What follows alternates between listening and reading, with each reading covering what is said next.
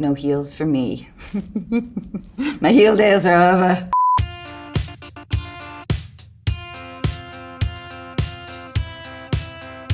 The House Bunny, 2008. I remember going to set every day and just feeling like, I can't believe this is happening.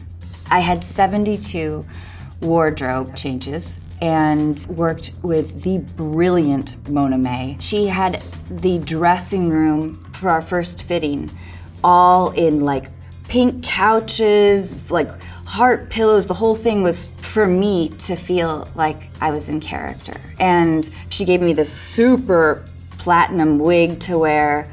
We had to do a lot of construction on the bra element. Oftentimes I would be sewn into my wardrobe, and very frequently, in order to hide the mic, they had to attach it to my very upper thigh, which means that antenna,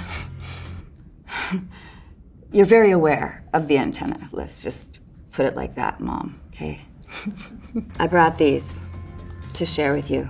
Every person should have a pair of these shoes. They make you feel all-powerful. I'm lucky enough that Mona gave me, I think, 4 pairs. These are life-changing, guys. I think I had never shown that much of my body, and at first, I remember feeling like I'm the lead of this movie and I'm a producer on it. Sometimes crew tends to think of you as your character a little bit. I just was uncomfortable feeling so skimpy, I guess. But then something happened. Somewhere along the way, I felt really good wearing those clothes. I didn't know that was a part of my personality. It was really fun. It was a life-changing movie for me in a lot of different ways. I look back on that time with so much love. It was just really special. Just Friends 2005. Alexandra Welker, who is just brilliant, gave me the most outrageous costumes, and it helped me play one of the worst people I've ever played. And it was so much fun. And look what I brought. Dun, dun, dun, dun, dun, dun. Daddy, we're down. Daddy, we're down. Samantha James. Oh, God, I love her. Get out of my way. The director, Roger Cumble, who I adore, he wanted to really expand. Samantha initially was written as sort of simply bratty, I think, and spoiled, and he wanted to make her crazy, and I was on board. It was a blast. Darla.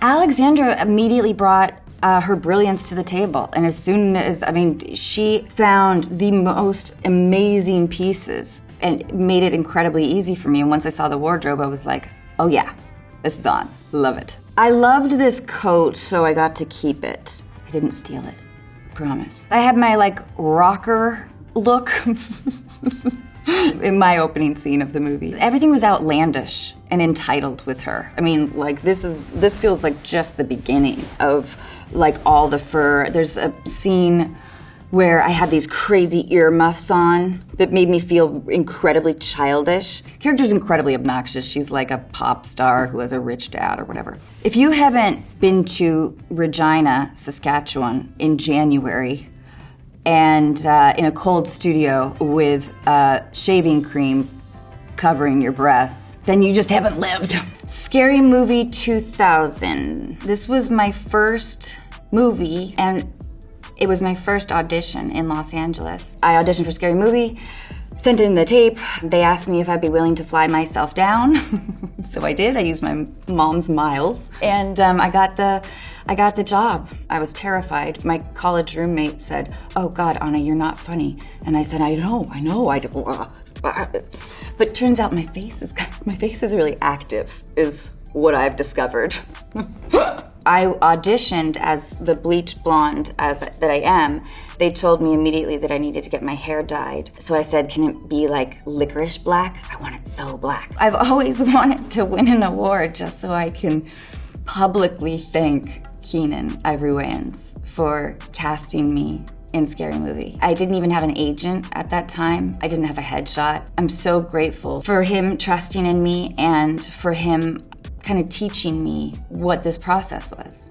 So thank you, Keenan Ivory Wayans. The Dictator 2012.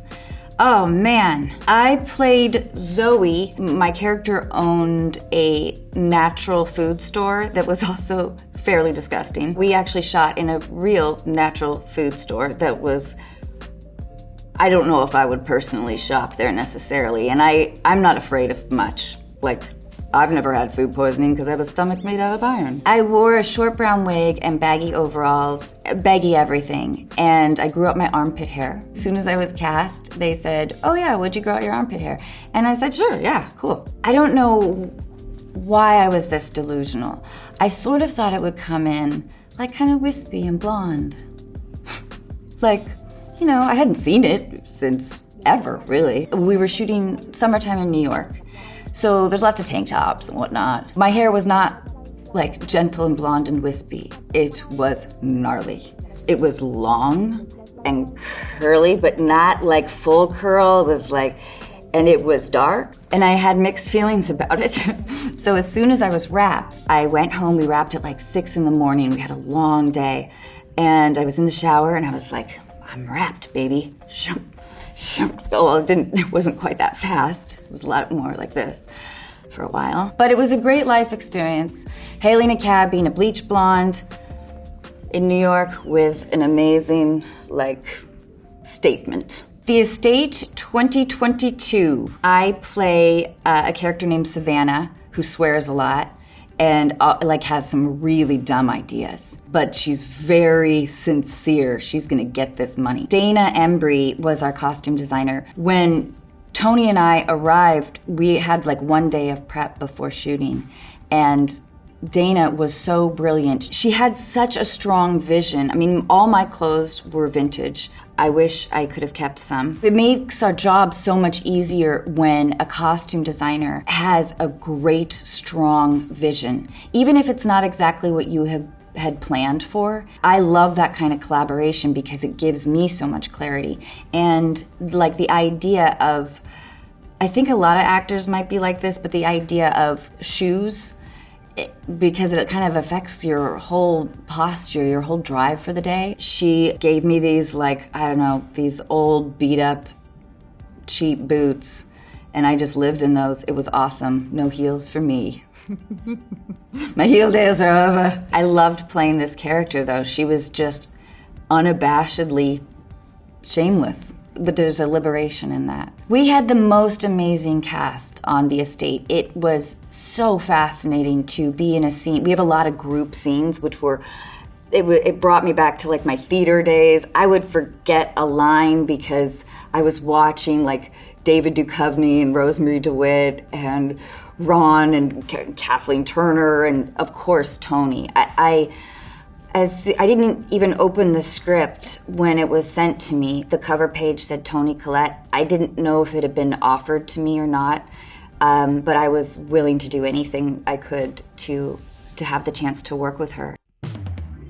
Mom, 2013 to 2020. I was fortunate enough to wear very comfortable clothes and sneakers, and I loved slipping out of my sweatpants only to climb into a different pair of sweatpants. I just loved the practicality of it. It felt really good to be working, and I think it really reflected where Christy was in her life, that she had too much in her life to be on the hunt for men. She wanted a relationship, but her priorities had to be her kids, herself, her kids, and her work, making money. We wanted her to really look like she bought these at not a very fancy store at all. She couldn't afford to spend money on herself in any way. I loved playing such a strong, dynamic character. It was an honor. It was the whole thing. I love Allison Janney, and I loved working with her. She was my rock. And I just love her. And I loved performing live, and I loved how many people would come up to me and tell me that the show has really helped them. That is hugely moving to me. Thank you so much, Glamour. This has been awesome. I have been making everybody laugh.